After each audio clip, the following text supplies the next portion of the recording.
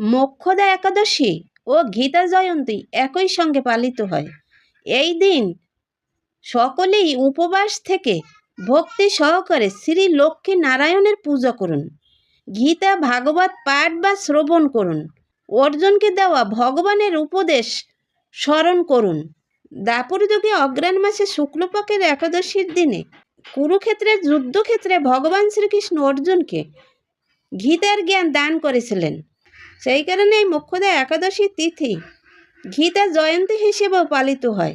এই মোক্ষদা একাদশী ব্রতটি অত্যন্ত গুরুত্বপূর্ণ একটি ব্রত।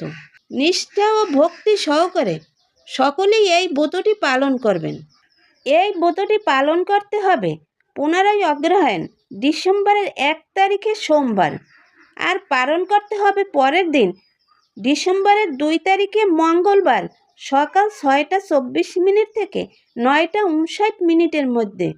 আপনারা যে যে স্থানে থাকেন যথা সময়ের মধ্যে পালন কাজ শেষ করতে হবে। হরে কৃষ্ণ, রাধে রাধে।